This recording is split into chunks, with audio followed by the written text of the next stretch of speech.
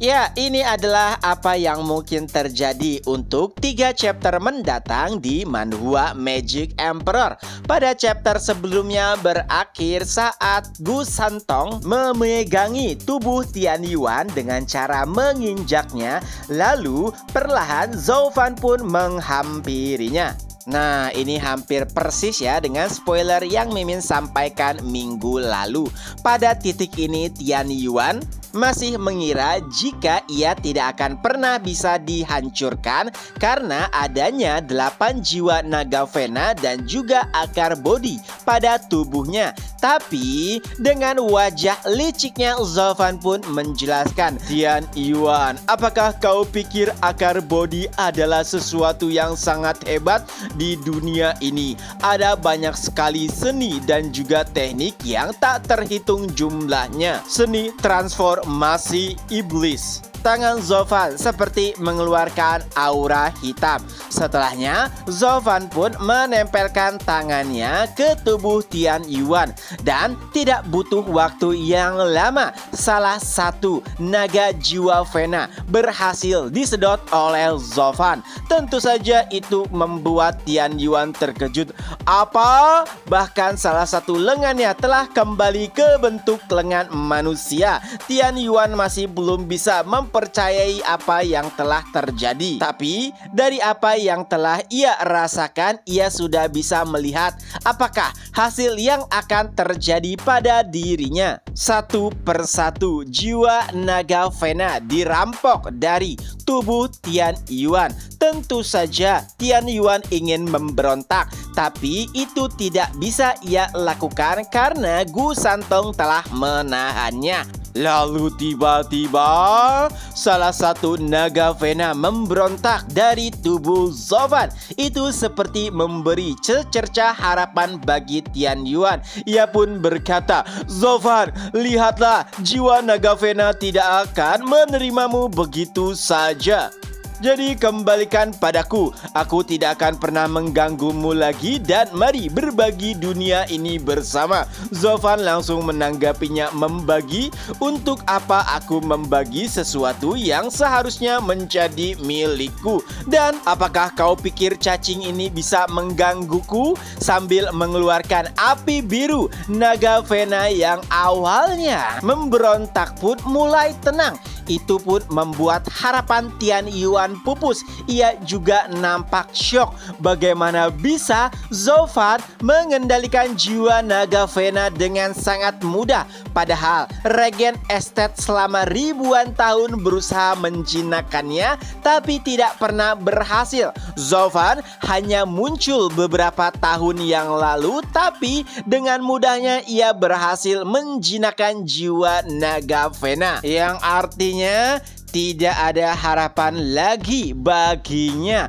Penyesalan mulai nampak di wajahnya. Kini tinggal menunggu waktu saja sampai seluruh jiwa naga Vena diambil oleh Zhou Fan. Hingga setelah 2 jam, seluruh jiwa naga Vena pun sudah berhasil Zhou Fan curi. Dan tanpa jiwa naga Vena, Tian Yuan tamat. Tubuhnya pun perlahan menghilang, berubah seperti debu. Ia mati dengan penuh penyesalan. Gu Santong pun mulai berkata kepada Zhou Fan, "Ayah, apakah ini salah satu teknik yang dimiliki oleh Nine Scientist Emperor?" Belum sempat Zhou Fan menjelaskannya, ia malah meminta Gu Santong untuk menjaganya. Kenapa? Karena Zhou Fan merasakan jika dirinya akan menerobos. Beberapa hari pun berlalu. Setiap hari Zhou Fan naik 1 tingkat. Kini ia telah berada di ranah Tian Xuan tingkat 5. Tapi tiba-tiba sebuah rantai bersiap untuk menghantam Zhou Fan. Untungnya Gu Santong berhasil menahannya. Ya, itu adalah Ghost King. Ia pun berkata, "Gu Santong, apa yang kau lakukan? Di mana sumpah setiamu yang telah kau buat 300 tahun yang lalu? Kenapa kau melindungi pengkhianat Zhou Fan?" Gu Santong pun menanggapinya dengan santai. Janjiku adalah melindungi keluarga kekaisaran selama ribuan tahun. Hanya untuk melindunginya, tidak menjadi anjingnya. Jawaban tersebut mengejutkan 3 Dragon Guardian. Jawaban tersebut tidak cocok untuk Gu Santong. Dan saat melihat Zovan di belakangnya, mereka pun yakin jika semua itu karena Zovan. Lagi-lagi mereka pun membujuk untuk Gu Santong berpihak pada mereka. Sebagai Dragon Guardian, perintah Kaisar adalah untuk menghancurkan pengkhianat Zovan yang mengancam kekaisaran. Jadi untuk menepati janjinya, Gu Santong harus membunuh Zovan agar kekaisaran aman. Tapi tentu saja dengan sangat tegas Gu Santong menolak. Ia berkata, bagaimana bisa seorang anak membunuh ayahnya? Tentunya jawaban tersebut membuat ketiganya tercengang. Fang Qiubai bahkan ingin memastikan kembali apakah yang ia dengar itu benar. Ia berkata, Sanzi muda, apa yang barusan kau katakan tentang Zovan? Dan Gu Santong kembali berkata, oh ya, kalian masih belum tahu jika Zovan merupakan ayah angkatku. Ya, jawaban tersebut membuat harapan ketiganya hampir pupus. Jika saja Gu Santong berpihak kepada Zovan hanya karena beberapa pidato, mungkin mereka bisa mempengaruhinya kembali. Tapi jika hubungan mereka sebagai ayah dan anak, akan sulit bagi mereka untuk kembali membujuknya. Bahkan Fang Qiubai lebih memilih untuk mundur dan melaporkannya kepada Kaisar. Tapi tidak bagi Ghost King. Ia tidak mundur. Menggunakan kata-kata liciknya, Ghost King berusaha untuk mempengaruhi Gu Santong.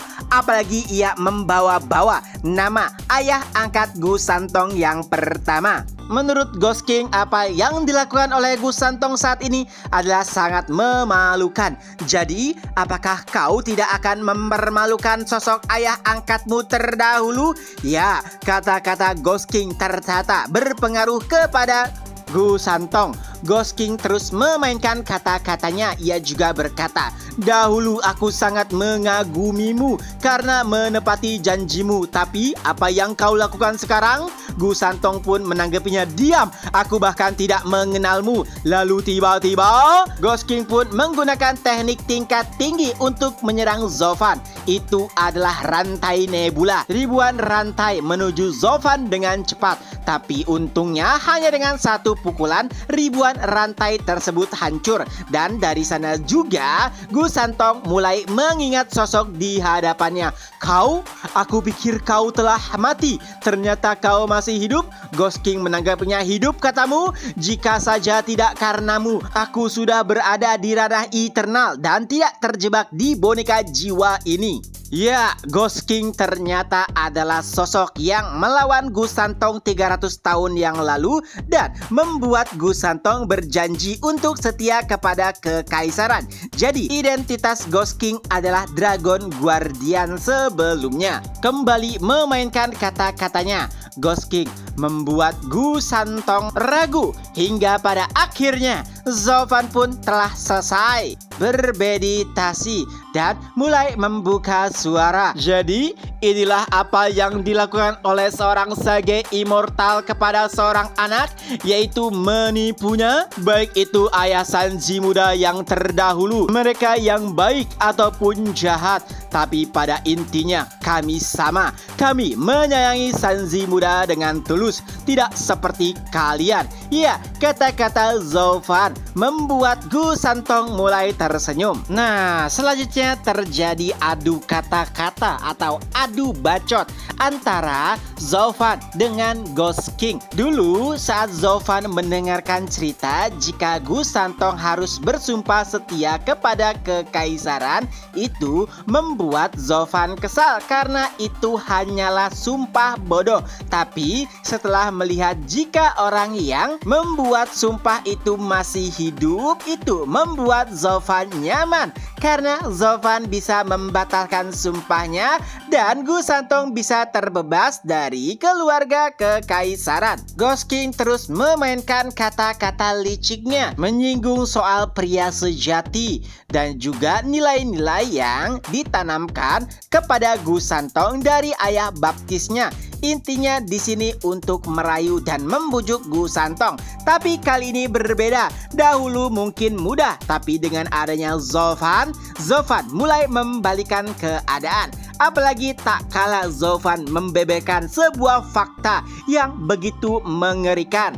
Jadi sebenarnya sosok ayah baptis yang dikirimkan kepada Gu Santong semua sudah diperkirakan atau direncanakan oleh kaisar. Kaisar melakukan hal tersebut dengan beberapa tujuan. Pertama, agar bisa melemahkan 7 kekuatan keluarga utama. Kedua, untuk memikat Gu Santong. Gu Santong sendiri padahal 300 tahun yang lalu merupakan anak yang baru lahir. Ia tidak mengenal benar dan salah. Oleh sebab itulah ia mencuri untuk mendapatkan makanan. Tapi karena kekuatannya, orang-orang dari kekaisaran menganggapnya sebagai bencana. Mereka menyerang Gu Santong tapi ia tidak terlalu terluka parah.